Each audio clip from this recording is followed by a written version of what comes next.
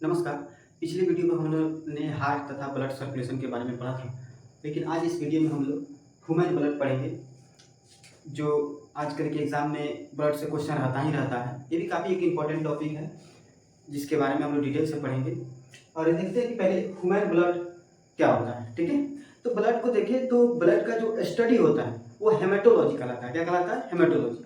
और करने वाले को, अगर ब्लड के बारे में जो स्टडी करता है उसको हेमेटोलॉजिस्ट कहते हैं, ठीक है। और ये लिक्विड कनेक्टिव टिश्यू होता है, तरल संयोजी ऊतक। तरल संयोजी ऊतक कहने का मतलब ये है कि ब्लड जो होता है हमारे बॉडी के हर पार्ट्स में जाता है और सारे ब्लड और सारे ऑर्गन्स को क्या करता है? कनेक्ट करके रखता है। इसलिए इसको क्या कहते हैं? लिक्विड कनेक्टिव टिश्यू कहते हैं, यानी तरल संयोजी ऊतक कहते हैं। अब इसमें मेल की बात करें तो मेल में ये 5 से 5.5 लीटर होता है, लगभग मान के चले 5 से 6 लीटर। और फीमेल की जब बात करते हैं तो फीमेल में 4.5 से 5 लीटर होता है, यानी 4 से 5 लीटर। अब देख रहे हैं कि यहाँ पे फीमेल में क्या है? कम है और मेल में ज़्यादा है। तो फीमेल में ब्लड कम होने का रीज़न ये है कि हर मंथ फीमेल में क्या होता है? एमसी होता है, पीरियड्स होता है, जिसकी वजह से और साथ साथ उसको हार्मोनल चेंजेस होते हैं, जिसकी वजह से फीमेल में क्या होता है? कम होता है। इसका पीएच जो देखते हैं 7.45 होता है। कितना होता है? 7.45। अब ये 7.45 देखने का मतलब क्या होता है कि लग रहा है कि एसिडिक है या बेसिक है। तो ये 7 से ज्यादा है तो ये क्या है? बेसिक है, क्षारीय प्रकृति का। कैसा है? बेसिक, क्षारीय, ठीक है। अब फॉर्मेशन, अभी बनता कहाँ पे? ब्लड जो है ये बनता कहाँ पे? तो ब्लड का जो फॉर्मेशन होता है बनता है कहाँ पे? बोन मैरो में। कहाँ पे बनता है? बोन मैरो में, अस्थि मज्जा में। पेट का ब्लड का निर्माण कहाँ पे होता है? बोन मैरो में, अस्थि मज्जा में। लेकिन वही बात करें जब गर्भ में होता है, जब बच्चा एम्ब्रियो स्टेज में होता है, भ्रूण में होता है, तब कहाँ पे बनता है? लीवर में बनता है। कहाँ पे बनता है? लीवर में, यकृत में, यानी जिगर में बनता है। जिगर भी कहते हैं इसको, यकृत भी कहते हैं। और हीमोग्लोबिन जब देखें, हीमोग्लोबिन क्या होता है कि ब्लड के ही अंदर होता है, ठीक है। तो हीमोग्लोबिन जो होता है वो मेल में अलग होता है, फीमेल। जब हम डॉक्टर के पास जाते हैं तो क्या होता है? डॉक्टर जब ब्लड का, कभी भी हम डॉक्टर के पास जाकर ब्लड का टेस्ट कराते हैं तो ऐसा ही लिखा रहता है। तो इससे पता चलता है कि अगर आप अच्छे से पढ़े हैं तो पता चलेगा इतना मेल में होना चाहिए, इतना फीमेल में। इससे कम है यानी कोई ना कोई दिक्कत है। जैसे कि मेल में अगर हीमोग्लोबिन देखें तो 14 + -2 यूनिट होता है, और फीमेल में देखें तो 10 + -2 होता है। फीमेल का है तो 10 में से 2 जाएगा 8, यानी 8 यूनिट के करीब होगा, या 10 2 12 यूनिट, इतना करीब होगा। मेल की बात करें तो 14 2 16, या 14 में से 2 जाएगा 12 यूनिट, इतना होता है मेल में। अब जो ब्लड होता है, अब ब्लड से रिलेटेड सारी चीज देख लिए। अब देखते हैं यहाँ से कि ब्लड का जो रेड कलर होता है वो किसकी वजह से होता है? हीमोग्लोबिन की वजह से। हीमोग्लोबिन एक पिगमेंट होता है जिसकी वजह से ब्लड का कौन सा कलर होता है? रेड होता है। अब हीमो में देखें तो यहाँ पे हीमो का मतलब होता है आयरन, और ग्लोबिन क्या है? एक प्रोटीन है।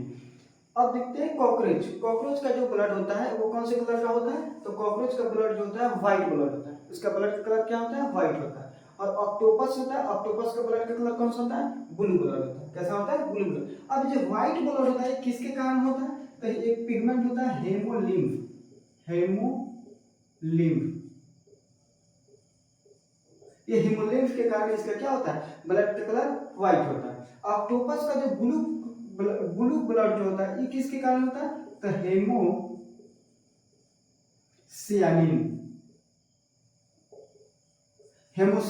हेमो, अब यहाँ पे सियानिन जो है इसका मतलब होता है कोबाल्ट। क्या होता है? Cobalt, CO। यानी इसमें क्या होता है? हेमोसाइनिन में कौन सा पिगमेंट होता है? ये कौन सा एलिमेंट होता है? कोबाल्ट होता है। तो ऑक्टोपस का ब्लू ब्लड हेमोसाइनिन की वजह से, और कॉकरोच का जो व्हाइट ब्लड होता है ये किसकी वजह से होता है? हेमोलिम्फ के कारण, ठीक है। और यहाँ पे हीमोग्लोबिन, जो ब्लड का रेड कलर होता है हीमोग्लोबिन के कारण, जिसमें क्या है? हेमोग्लोबिन, जिसमें हेमो का मतलब होता है आयरन, और ग्लोबिन का मतलब क्या होता है? प्रोटीन। क्या होता है? प्रोटीन। और ये एक बार ये भी पूछ लिया गया था एग्जाम में, ये जो हीमोग्लोबिन में हीमो का मतलब जो आयरन है, आयरन के कौन से फॉर्म में होता है? तो फेरस फॉर्म में होता है। कौन से फॉर्म में? फेरस। फेरस, ये फेरस फॉर्म में होता है। कौन से फॉर्म में होता है? फेरस फॉर्म में। तो यहाँ तक हम लोग देख लिए कि ब्लड से रिलेटेड सारे हम लोग फैक्ट देख लिए। अब ह्यूमन जो ब्लड होता है इसके कितने पार्ट्स होते हैं ये देखते हैं। तो ह्यूमन ब्लड जो होता है ये, इसके कुछ जो पार्ट्स होते हैं वो सॉलिड पार्ट्स होते हैं, लिक्विड पार्ट्स होते हैं, और कुछ पार्ट्स जो होते हैं ये सॉलिड पार्ट होते हैं, ठीक है। तो लिक्विड पार्ट जो होते हैं, लिक्विड तरल भाग जो होता है, लिक्विड जो पार्ट होते हैं इसको कहते हैं प्लाज्मा। क्या कहते हैं? प्लाज्मा। यानी ब्लड के जो लिक्विड पार्ट होते हैं ये होते हैं प्लाज्मा, और जो सॉलिड पार्ट होता है, ठोस जो पार्ट होता है, सॉलिड पार्ट, सॉलिड जो पार्ट होते हैं इसमें कौन कौन से होते हैं? इसमें होते हैं RBC, red blood cell, WBC, white blood cell और प्लेटलेट्स, प्लेटलेट्स। ठीक है, इसको इसके कहते हैं बिम्बाणु। और ये लाल रक्त कोशिका, ये है श्वेत रक्त कोशिका, red blood cell, white blood cell. अब ये जो होता है ये ब्लड में कितना परसेंट होता है? ये 55% भाग में होते हैं। कितने परसेंट भाग में? 55% भाग में। यानी अब ये लिक्विड पार्ट इस प्लाज्मा हो गया 55% भाग में, तो ये सॉलिड पार्ट कितना हो जाएगा? जब ये 55% पार्ट है तो ये कितना हो जाएगा? ये होता है 45% में। कितना परसेंट में होता है? 45% में। अब क्या है, 45% में आरबीसी जो होता है ये होता है 99% में, और बाकी डब्ल्यूबीसी और प्लेटलेट्स जो होते हैं ये होते हैं 1%। कितने परसेंट में होते हैं? 1% में। तो ह्यूमन ब्लड का लिक्विड पार्ट क्या कहलाता है? प्लाज्मा कहलाता है। और ये लिक्विड पार्ट है जो 55% होता है, और सॉलिड पार्ट क्या होता है? 45% में होता है, जो कि आरबीसी कितना होता है? रेड ब्लड सेल 99%, डब्ल्यूबीसी या प्लेटलेट्स कितना परसेंट होता है? 1% होता है। ठीक है, यहाँ तक में कोई दिक्कत नहीं है। देखते हैं प्लाज्मा। प्लाज्मा का जो कलर होता है, रंग जो होता है, ये कैसा कलर होता है? येलो होता है, पीला कलर का होता है, या येलो, पेल येलो होता है। पेल का मतलब होता है हल्का पीला। क्या होता है? हल्का पीला। यानी ये प्लाज्मा का कलर जो होता है ये 55% में था। कितना परसेंट पे था? 55% में। अब 55% में क्या था? कलर इसका पीला था, या पेल हल्का सा पीला होता है। ये कहाँ पे बनता है? तो येलो बोन मैरो में बनता है। कहाँ पे बनता है? एक होता है रेड बोन मैरो, एक होता है येलो बोन मैरो। तो रेड बोन मैरो जो होते हैं वहां पे आरबीसी, डब्ल्यूबीसी और प्लेटलेट्स बनते हैं, और येलो बोन मैरो जहाँ पे होता है यहाँ पे कौन से बनते हैं? प्लाज्मा बनते हैं। येलो बोन कहाँ बनते हैं? तो अगर सपोज करें ये आपका बोन है, ये बोन है, ठीक। तो यहाँ पे जो ये रेड वाला जो दिख रहे हैं, और यहाँ पे रेड, यहाँ पे होता है, यहाँ पे जो फॉर्मेशन होता है रेड बोन मैरो होता है। यहाँ पे बनता है कौन सा? ये होता है पहले रेड बोन मैरो, लाल अस्थि मज्जा। और यहाँ पे क्या क्या बनते हैं? तो आरबीसी, डब्ल्यूबीसी और प्लेटलेट्स, प्लेटलेट्स यहाँ पे होते हैं, ये भी वहीं पे। और ये जो पार्ट देख रहे हैं यहाँ पे बनता है, ये होता है पहले कौन सा? Yellow bone marrow. कौन सा होता है? Yellow bone marrow.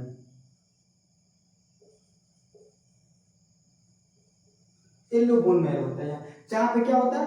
फैट का स्टोरेशन होता है, फैट का जमा, स्टोरेशन। यानी फैट यहाँ पे क्या होता है? जमा होता है। यहाँ पे येलो बोन मैरो पे क्या होता है? येलो बोन मैरो में फैट का स्टोरेशन होता है, फैट जमा होता है। और जो रेड बोन मैरो होता है बोन में, यहाँ पे आरबीसी, डब्ल्यूबीसी और प्लेटलेट्स यहीं पे बनते हैं। यानी लाल रक्त कोशिका, श्वेत रक्त कोशिका, अभिवादक यहाँ पे बनते हैं। ठीक है, तो यही इसका फॉर्मेशन जो होता है येलो बोन मैरो में होता है। और ये क्या होता है? इसका कलर येलो होता है हल्का सा। और कभी कभी क्या होता है, बिलिरुबिन एक पिगमेंट होता है। यही क्या होता है कि इसमें ज्यादा ये लीवर में टूटने लगता है। जब बिलिरुबिन ज्यादा लीवर में टूटने लगता है तो ये प्लाज्मा में मिलता है, जिसकी वजह से क्या होता है? हल्का कलर इसका कौन सा होता है? पीला पड़ जाता है। तो बिलिरुबिन जब बहुत ज्यादा टूटने लगता है तो इसलिए एक बीमारी होता है जॉन्डिस, जिसमें क्या होता है? आंख और नील वगैरह, नाखून वगैरह सब क्या होता है? पीला पड़ जाता है। तो जब ये ज्यादा पीला हो जाता है तो इसमें बिलिरुबिन पिगमेंट टूटने लगता है ज्यादा, इसकी वजह से जॉन्डिस बीमारी होती है। कौन बीमारी? जॉन्डिस, बिलिरुबिन, बिलिरुबिन जब ज्यादा हो जाए तो कौन सी बीमारी हो जाएगी? जॉन्डिस, जॉन्डिस हो जाती है। ठीक है, और ये अगर इसका कंपोजिशन देखिए संगठन, इसमें प्लाज्मा में होते 55% में कौन कौन क्या क्या होता है? तो प्लाज्मा में 90 से 92% क्या होता है?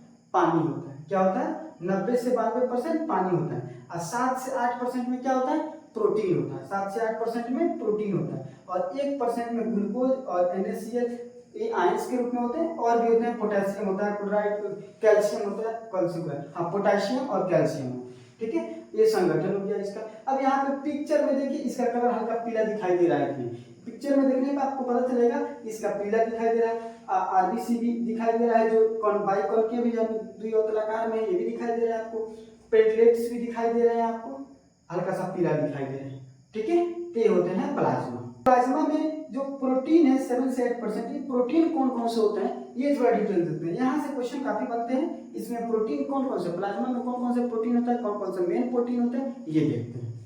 आइए प्रोटीन देखते हैं 7 से 8% में कौन सा होता है, तो इसके अंदर जो प्लाज्मा के अंदर जो प्रोटीन होते हैं 7 से 8% में, ये प्रोटीन कौन कौन से होते हैं, तो पहला प्रोटीन होता है एल्बुमिन, सेकंड होता है ग्लोबुलिन, और तीसरा होता है फाइब्रिनोजेन, और थ्रोम्बिन और प्रोथ्रोम्बिन होता है, यानी टोटल 5 प्रोटीन होते हैं इसके अंदर। पहले होता है एल्बुमिन, ग्लोबुलिन, फाइब्रिनोजेन, थ्रोम्बिन और प्रोथ्रोम्बिन। अब इसका हिंदी में भी ऐसे लिखा जाता है एल्बुमिन, ग्लोबुलिन, फाइब्रिनोजेन, ऐसे ऐसे, इसलिए ऐसे लिखते हैं, ठीक है।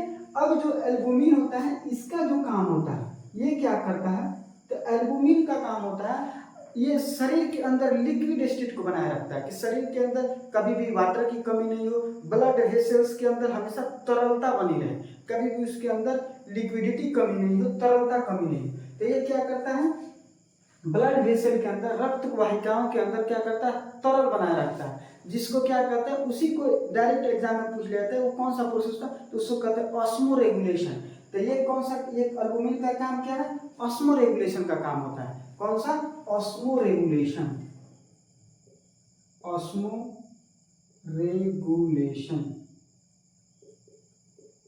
तो ऑस्मो रेगुलेशन का भी काम करता है, यानी ब्लड वेसल्स के अंदर तरलता बनाए रखता है, लिक्विडिटी को बनाए रखता है ये एल्बुमिन।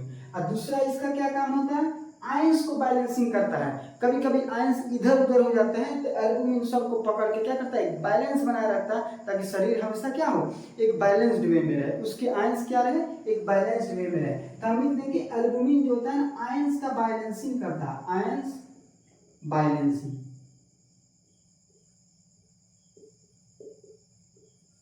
ये आयंस का बैलेंसिंग करता है, ठीक है। तो ये ऑस्मो रेगुलेशन का काम करता है, यानी ब्लड वेसल्स के अंदर क्या क्या करता है, उसके अंदर लिक्विडिटी को बनाए, तरलता को बनाए रखता है, और आयंस को, सोडियम, क्लोराइड, कैल्शियम इधर उधर हो जाते हैं उसको बैलेंस करके रखता है हमेशा।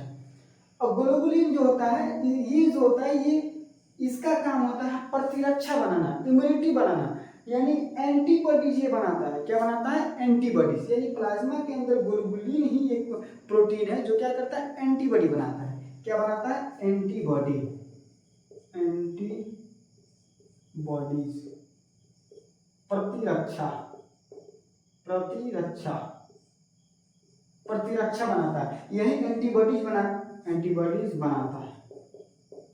और यही क्या करता है, हमारे अंदर कोई भी अगर जर्म्स जाते हैं, कोई भी कीटाणु जाते हैं, यही क्या करता है, ग्लोबुलिन ही क्या करता है, उसको एंटीबॉडी बना के रखा है, यही क्या करता है, उससे लड़ता है और उसको हराता है, ग्लोबुलिन। ये होता है फाइब्रिनोजेन और थ्रोम्बिन और प्रोथ्रोम्बिन, ये जो होते हैं ये तीनों के तीनों ये क्या करते हैं, ब्लड को क्लॉटिंग कराते हैं, यानी रक्त का थक्का जमता है, कहीं भी कट छट जाते हैं तो ब्लड कैसे जमते हैं, रक्त के थक्का जमाने में ये तीनों का तीनों हेल्प करते हैं।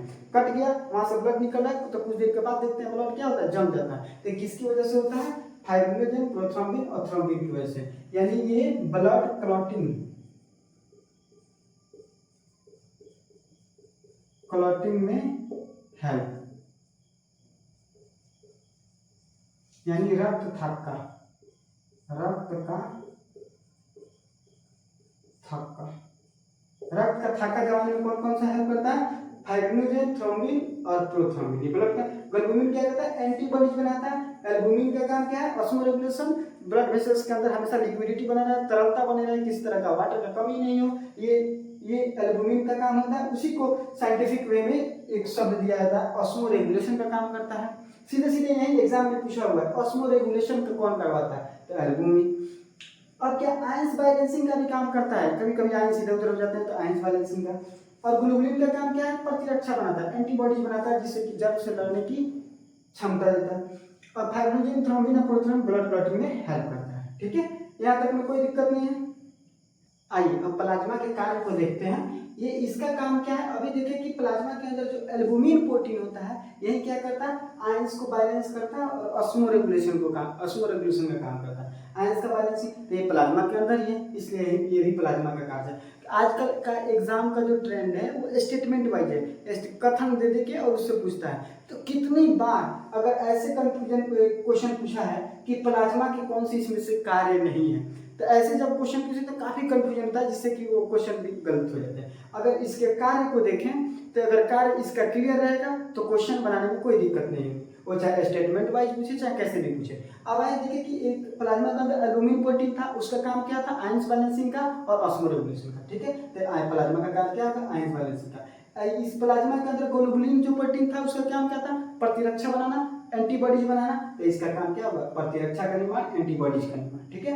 अब क्या था, ब्लड प्रोटीन, प्लाज्मा के अंदर जो थ्रोम्बिन, प्रोथ्रोम्बिन और फाइब्रिनोजेन जो तीनों प्रोटीन थे वो रक्त का थक्का जमाने में मदद करते थे। तो प्लाज्मा का कार्य हो गया कि रक्त ब्लड क्लॉटिंग यानी रक्त थक्का जमाने में मदद, रक्त का थक्का जमाने में। अब ब्लड के पीएच के मेंटेन रखता है। अब ब्लड का जो पीएच वैल्यू होता है वो 7.45 होता है, जो क्षारीय होता है उसको कौन बैलेंस करके रखता है कि नहीं ज्यादा एसिडिक हो नहीं ज्यादा बेसिक हो, ये कौन मेंटेन करके रखता है, यही प्लाज्मा ही रखता है। तो ये ब्लड के पीएच वैल्यू को मेंटेन रखता है। तो प्लाज्मा और किडनी, थोड़ा थोड़ा किडनी भी रखता है, किडनी प्लस प्लाज्मा, ये दोनों यानी किडनी यानी गुर्दा और प्लाज्मा, ये दोनों इसके पीएच वैल्यू को क्या करते हैं, मेंटेन रखते हैं कि ज्यादा नीचे भी नहीं हो ज्यादा ऊपर भी नहीं हो। और ये बॉडी के टेम्परेचर को भी प्लाज्मा मेंटेन करके रखता है कि बॉडी का टेम्परेचर कैसा हो, वैसे इसको भी मेंटेन करता है कौन, प्लाज्मा। अब देखते हैं ब्लड, अगर पूरा का पूरा ब्लड क्या है, उसमें तो बहुत सारी चीज मिले हुए हैं, उसमें आपको आरबीसी, डब्ल्यूबीसी, प्लेटलेट्स, प्लाज्मा, बहुत सारी चीज मिले हुए थे। जब मेंटेन रखता है यानी ह्यूमन बॉडी के टेम्परेचर को भी मेंटेन रखता है। अब देखते हैं कि ब्लड में से जब आरबीसी निकाल देते हैं, यानी पूरा का पूरा ब्लड है, ब्लड में क्या क्या रहता है, आरबीसी, डब्ल्यूबीसी, प्लेटलेट्स, ये सब मिले रहते हैं। तो ब्लड ये कितना, आरबीसी कितना परसेंट होता है, 99% में होता है। तो ब्लड में से जब आरबीसी निकाल दें तो क्या बचेगा, प्लाज्मा उसको कहते हैं। यानी ब्लड में से जब आरबीसी निकाल देंगे तो प्लाज्मा कहलाता है। अब प्लाज्मा में जो प्रोटीन था फाइब्रिनोजेन, जो क्या काम करता था, ब्लड को क्लॉट करवाने में, ब्लड को थक्का जमाने में। तो प्लाज्मा में से जब फाइब्रिनोजेन निकाल देते हैं तो इसको कहते हैं सीरम। क्या कहते हैं, यही होता है सीरम। अभी तो सीरम, अब तक जो थक्का जमाने वाला प्रोटीन था वो तो बाहर निकल गया, अब ये बच गया सीरम हो गया। तो अब क्या होगा, अब इस समय ब्लड क्लॉटिंग नहीं होगा, तो रक्त का थक्का अब नहीं जमेगा, क्या होगा, नहीं जमेगा। यहाँ तक में कोई दिक्कत नहीं है। प्लाज्मा के साथ देखिए आयंस बैलेंसिंग, प्रतिरक्षा के निर्माण, ब्लड क्लॉटिंग में, बॉडी के टेम्परेचर पीएच वैल्यू को मेंटेन रखता है ब्लड के, और ह्यूमन बॉडी के टेम्परेचर को भी मेंटेन रखता है। और ब्लड में से जब आरबीसी जाता है तो प्लाज्मा कहलाता है, प्लाज्मा में से फाइब्रिनोजेन जाता है तो सीरम कहलाता है। हाँ, जो प्लाज्मा में जो प्रोटीन था उसमें से पूछ ले प्लाज्मा का मेन प्रोटीन कौन सा होता है, तो यही होता है फाइब्रिनोजेन। मेन प्रोटीन, मुख्य प्रोटीन होता है, मेन प्रोटीन प्लाज्मा का। तो प्लाज्मा यानी फाइब्रिनोजेन जो होता है प्लाज्मा का क्या होता है, मेन प्रोटीन होता है, ठीक है। यहाँ तक में कोई दिक्कत नहीं है। आइए अब आरबीसी देखते हैं। आरबीसी में क्या होता है, इसका फुल फॉर्म क्या होता है, रेड ब्लड सेल, लाल रक्त कोशिका। ये बताया था कि कितना परसेंट में होता है, 99% में होता है। और ये जो होता है ना ब्लड के अंदर, ये मुख्य होता है, मेन होता है, क्या होता है, यही मुख्य होता है आरबीसी। डब्ल्यूबीसी की संख्या का देखिए, आरबीसी जो होता है ये मिलियंस में होते हैं, डब्ल्यूबीसी क्या होते हैं, ये हजार में होते हैं, और प्लेटलेट्स क्या होते हैं, लाख में होते हैं, ठीक है। तो प्लेटलेट्स लाख में होते हैं और ये आरबीसी मिलियंस में होते हैं, और डब्ल्यूबीसी क्या होता है, हजार में होते हैं, ठीक है। और आरबीसी का जो दूसरा नाम है, अदर नेम है, जो इसको कहते हैं इरिथ्रोसाइट्स। इरिथ्रो का मतलब होता है रेड, क्या होता है, रेड, लाल, और साइट्स का मतलब होता है सेल, यानी लाल सेल, लाल कोशिका को, यानी इसका नाम आरबीसी का दूसरा नाम क्या है, इरिथ्रोसाइट्स है। क्या नाम है इसका, इरिथ्रोसाइट। इरिथ्रो का मतलब रेड, साइट्स का मतलब सेल। ये मेल में जो आरबीसी होता है ये 4.5 से 5.5 मिलियन 100 ml ऑफ हीमोग्लोबिन, यानी हीमोग्लोबिन के 100 अगर 100 ml हीमोग्लोबिन ले तो उसमें आरबीसी की संख्या मेल में कितनी होगी, 4.5 से 5.5 मिलियन, और वही फीमेल में कितना होगा, 4 से 4.5 मिलियन। ठीक है, अब इसका निर्माण, आरबीसी का निर्माण कहाँ पे होता है, तो आरबीसी का जो निर्माण होता है ये रेड बोन मैरो में, लाल अस्थि मज्जा में। बताए थे कि आरबीसी का निर्माण, डब्ल्यूबीसी का निर्माण और प्लेटलेट्स का, इसका निर्माण कहाँ पे होता है, तो रेड बोन मैरो में, लाल अस्थि मज्जा में, और प्लाज्मा का निर्माण कहाँ पे होता है, येलो बोन मैरो में। ठीक है, और प्लाज्मा का जो ये देखे थे उसका पेल येलो कलर होता है, वो क्यों होता है, क्योंकि बिलिरुबिन उसी में टूटता है, जिससे लीवर में क्या होता है, लीवर इफेक्ट होता है, और उसी से क्या होता है, ज्यादा जब टूटने लगता है तो जॉन्डिस होता है। ये पीछे बता दिए। अब इसका डेथ जो देखते हैं, डेथ ये मरती कहाँ पे, आरबीसी तो बन जाती है, फिर ये डेथ इसका जो होता है लीवर और स्प्लीन में होता है, दोनों जगह होता है, लेकिन फर्क बस इतना है कि यहाँ पे कम मात्रा में होता है, आरबीसी का डेथ लीवर में कम होता है और यहाँ पे डेथ इसका ज्यादा होता है स्प्लीन में। स्प्लीन का मतलब प्लीहा या तिल्ली भी कहते हैं इसको। ठीक है, तो लीवर में कम मात्रा में इसका डेथ होता है, ज्यादा इसका डेथ कहाँ पे होता है, स्प्लीन में होता है, इसलिए आरबीसी का कब्रिस्तान इसको कहा जाता है। क्या कहता है प्लीहा को, आरबीसी का कब्रिस्तान,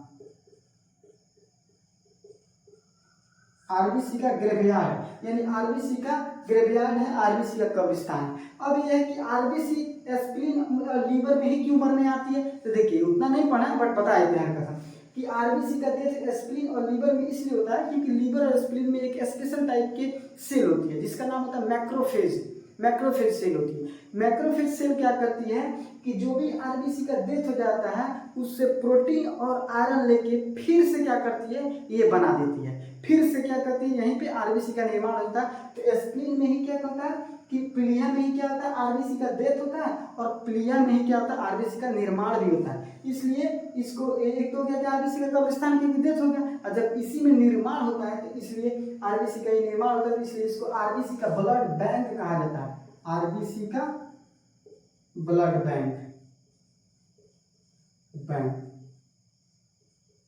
ठीक है, तो आरबीसी का ब्लड बैंक भी होता है क्योंकि यहीं पे एक मैक्रोफेज नामक स्पेशल सेल होती है जो यहाँ पे जो आरबीसी नष्ट होती है, फिर उसी से उसका आरबीसी में क्या हीमोग्लोबिन और आयरन लेके और प्रोटीन लेके क्या करती है, फिर आरबीसी का निर्माण भी यहीं पे करती है। ठीक है, और इसका लाइफ स्पेन देखिए जीवन काल तो 60 से 120 दिन के बीच इसका वैरी करता है। ठीक है, और इसका आकार देखेंगे तो बाइकॉनकेव द्विअधलाकार होता है। आप यहाँ पे आरबीसी का शेप देखिए कैसा है, ये लग रहा है ना कि अंदर की तरफ धंसा हुआ ऐसे पहिया की तरह। ठीक है, तो ये आरबीसी का शेप है जो कैसा है, द्विअधलाकार है।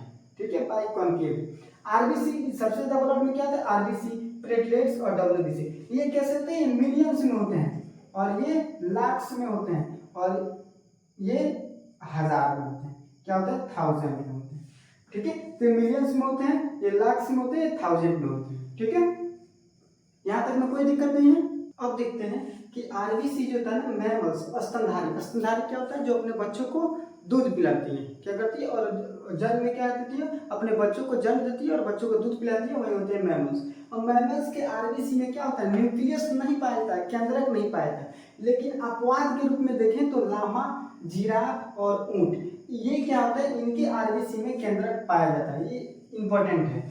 तो स्तनधारियों के आरबीसी में क्या होता है, न्यूक्लियस केंद्रक नहीं पाया जाता है, अपवाद में लामा, जिराफ और ऊंट के आरबीसी में क्या होता है, केंद्रक पाया जाता है। अब स्तनधारियों के आरबीसी में माइटोकॉन्ड्रिया भी नहीं पाया जाता है, माइटोकॉन्ड्रिया भी नहीं पाया जाता है। ठीक है, स्तनधारियों के आरबीसी में माइटोकॉन्ड्रिया नहीं पाया जाता है। अब देखिए कि आरबीसी का काम क्या क्या होता है, ये इंपॉर्टेंट है यहाँ से। ठीक है, अब O2 और CO2 जो जो इंपॉर्टेंट है ज्यादा, जिससे क्वेश्चन बनते ही बनते हैं, उस पर हम स्टार्ट कर दे रहे हैं। ठीक है, तो आरबीसी का काज क्या है, O2 और CO2 का परिवहन करना। ये ब्लड, जब भी हम लोग सांस लेते हैं तो ऑक्सीजन लेते हैं, ऑक्सीजन लेते हैं तो ऑक्सीजन जैसे हमारे जाता है अंदर तो ब्लड में घुल जाता है, जो आरबीसी होता है। तो आरबीसी क्या करती है, O2 को लेके पूरे शरीर में जाती है, फिर जब सांस छोड़ते हैं तब फिर उधर से CO2 को लेके वापस आती है। ठीक है, तो ये O2 यानी ऑक्सीजन और कार्बन डाइऑक्साइड यानी दोनों का परिवहन करने का कार्य कौन करती है, आरबीसी का काम होता है। ठीक है, अब हीमोग्लोबिन जब ऑक्सीजन से रिएक्शन करता है, यानी जैसे हम सांस लेते हैं हीमोग्लोबिन तो क्या बनता है, ऑक्सी हीमोग्लोबिन बनता है, HbO2 बनता है, ऑक्सी हीमोग्लोबिन बनता है। ठीक है, जब सांस लेते हैं तो वहीं जब सांस छोड़ते हैं तो कार्बन डाइऑक्साइड होता है, तो कार्बन डाइऑक्साइड जो हीमोग्लोबिन से रिएक्शन करता है तो कार्बामिनो हीमोग्लोबिन बनता है, कौन बनता है? कार्बामिनो हीमोग्लोबिन बनता है। और ये जो O2 होता है ये हीमोग्लोबिन से 100% क्या होता है? सोल्यूबल होता है, पूरा पूरा अंदर घुल जाता है, पूरा पूरा उसे मिल जाता है।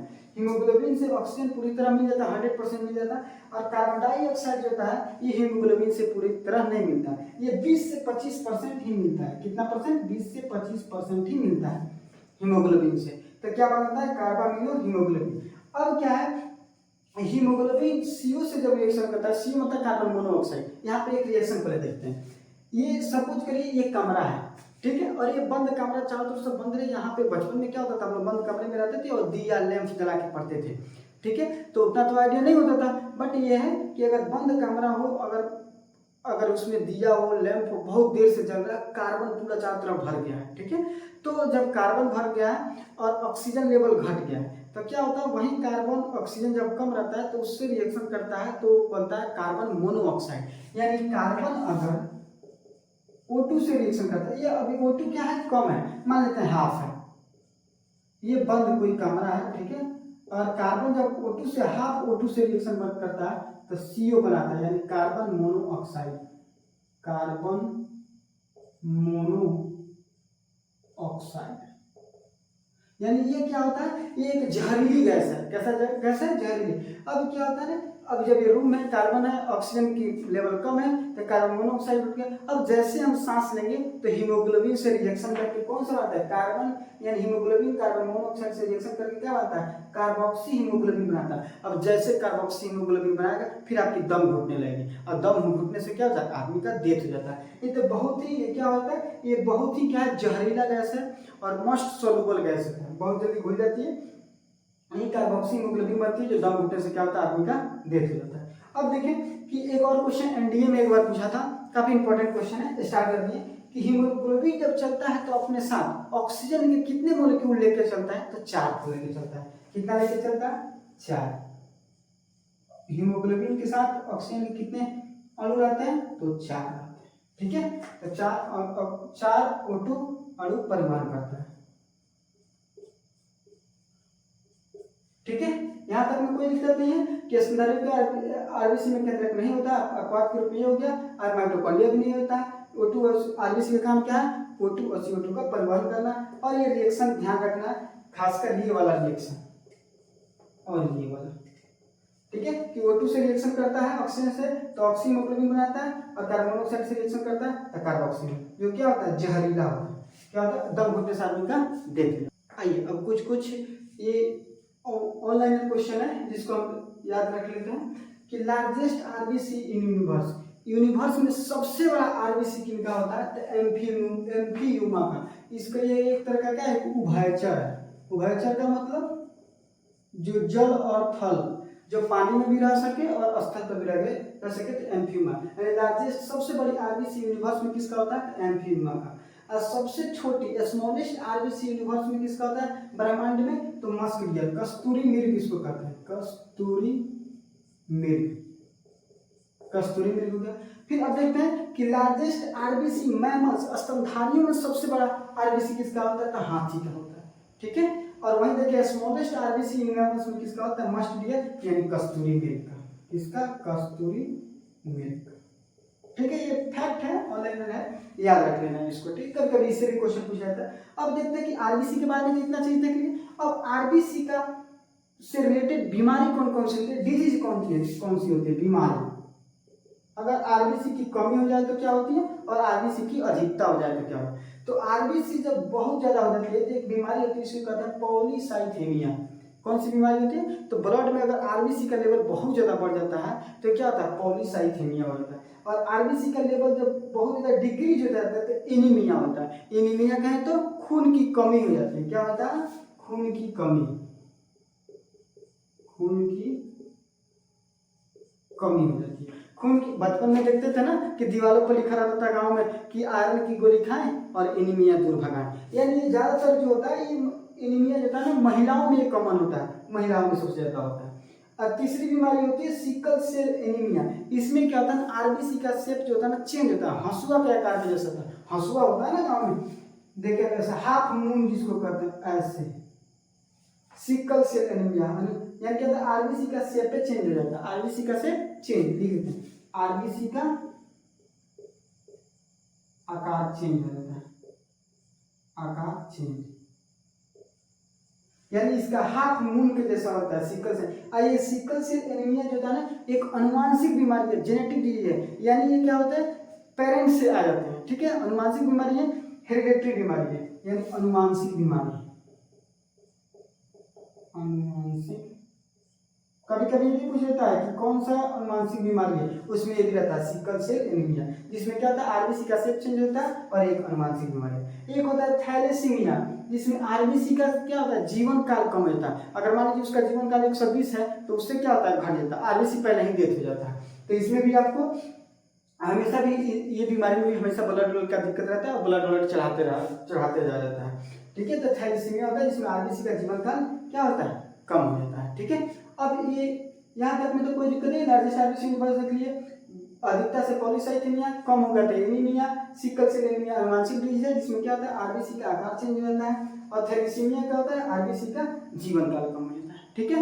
यहाँ तक में कोई दिक्कत नहीं है। ये तो अब ये थोड़ा सा ही बचा हुआ है, उसके बाद से आरबीसी खत्म हो जाएंगे, ठीक है। अब ये देखते हैं कभी कभी क्या होता है कि पहाड़ों पर जो रहते हैं उन लोग क्या होते हैं, एक तो वो तो गोरे होते हैं, और दूसरे क्या होता है, उनमें जो ब्लड का जो होता है, वो ब्लड की वजह से उनके क्या होता है कि पूरा फेस रेड रेड दिखता है, हल्का हल्का, कहीं भी चोट लग जाता है तो तुरंत यहाँ रेड रेड होता है, गाल रेड होता है, हाथ तुरंत रेड होता है। यानी ये होता है कि जो जो पहाड़ों पर रहते हैं ना, उनमें आरबीसी का प्रोडक्शन ज़्यादा होता है, उनमें आरबीसी क्या होता है, ज़्यादा होता है। क्या होता है, पहाड़ों पर 5 से 7% आरबीसी की मात्रा क्या होती है, पहाड़ों पर रहने वाले व्यक्ति में बढ़ जाती है। इसका कारण क्या होता है कि जैसे जैसे हम ऊपर जाते हैं वायुमंडलीय दाब कम होता है, क्या होता है, वायुमंडलीय दाब कम होता है, वायुमंडलीय दाब कम होता है, ऑक्सीजन का लेवल भी कम हो जाता है। उस समय क्या होता है कि इरिथ्रोपोएटिन, इरिथ्रोपोएटिन एक क्या है, एक हार्मोन है, क्या है, हार्मोन है। इरिथ्रोपोएटिन एक हार्मोन होता है जिसको किडनी और लीवर निकालता है, लीवर कम मात्रा में और किडनी ज्यादा मात्रा में, ठीक है। इरिथ्रोपोएटिन नामक एक हार्मोन निकालता है, और क्या करता है, किडनी और लीवर निकालता है, ठीक है। अब क्या करता है, इरिथ्रोपोएटिन जो होता है ना, ये जो रेड बोन मैरो होता है उसको जाके क्या करता है, उत्तेजित कर देता है, कि अब उत्तेजित कर देगा इसको जाके रेड बोन मैरो को। जैसे ही उत्तेजित करता है तो अब रेड बोन मैरो एक्साइट हो गया, अब क्या हो गया, आरबीसी का प्रोडक्शन वो फास्ट हो गया। अब फास्ट करने से फायदा ये होगा, अब ऊपर चल गया तो ऑक्सीजन लेवल घट गया, अब ये आरबीसी की मात्रा जब ज्यादा हो जाएगी तो ऑक्सीजन क्या करेगी, पकड़ पकड़ के लाएगी कि चलो चलो चलो। तो ऐसा ही कारण होता है कि पहाड़ों पर आरबीसी की मात्रा इसलिए बढ़ जाती है क्योंकि वहाँ पर वायुमंडलीय दाब भी कम होता है, ऑक्सीजन लेवल भी कम होता है। तो उसी ऑक्सीजन को खींचने के लिए, उसी ऑक्सीजन को पकड़ के शरीर में आने के लिए, ताकि किसी तरह का घुटन नहीं हो, क्या होता है, इरिथ्रोपोएटिन, जिसको ईपीओ भी कहते हैं, शॉर्ट में ईपीओ, याद रखना। ईपीओ एक हार्मोन होता है जो किडनी और लीवर निकालता है, किडनी ज्यादा मात्रा में निकालती है, लीवर थोड़ी कम मात्रा में निकालती है। अब ये इरिथ्रोपोएटिन जो होता है, यही हार्मोन क्या करता है, रेड बोन मैरो को जाकर एक्साइट कर देता है, उत्तेजित करता है कि चलो अब क्या करो, आरबीसी का प्रोडक्शन बढ़ाओ जल्दी। अब आरबीसी का प्रोडक्शन बढ़ने से क्या होता है, इसलिए आरबीसी का प्रोडक्शन बढ़ेगा तो ऑक्सीजन को पकड़ पकड़ के लाएगा, जिससे क्या हो जाएगा, ऑक्सीजन लेवल उन लोगों के शरीर में क्या होगा, बरकरार रहेगा। और साथ ही साथ इसी चक्कर में क्या होता है, आरबीसी बढ़ जाता है, और क्या होता है, फेस हल्का हल्का रेडिश दिखाई देने लगता है, ठीक है। तो यहाँ हम लोग क्या क्या पढ़े, सबसे पहले हम लोग ब्लड के बारे में फैक्ट्स देखें, उसके बाद से ब्लड का कंपोजिशन देखें, क्या क्या चीज़ से प्लाज्मा का कंपोजिशन देखें, प्लाज्मा देखें, और फिर प्लाज्मा के अंदर हम लोग आरबीसी देखें, ठीक है। अब आरबीसी से रिलेटेड सारे महत्वपूर्ण टॉपिक को हमने डिस्कस कर लिए। अब आप प्रीवियस क्वेश्चन लगा सकते हैं, जिससे कोई दिक्कत नहीं होगी। और बच गया डब्ल्यूबीसी और प्लेटलेट से बच गया, आप कुछ इंपॉर्टेंट फैक्ट बच गया। बाकी हम इसको अगले पार्ट में करेंगे, और ये फर्स्ट पार्ट मान के चलिए, ये पहला पार्ट है, अगले पार्ट में हम इसको कंप्लीट कर लेंगे, ठीक है। तो वीडियो अच्छा लगा तो लाइक करें, और बाकी तो आप समझें कि क्या कैसे कैसे क्या क्या बताएं, रिवीजन करके अगले पार्ट के लिए। Thank you.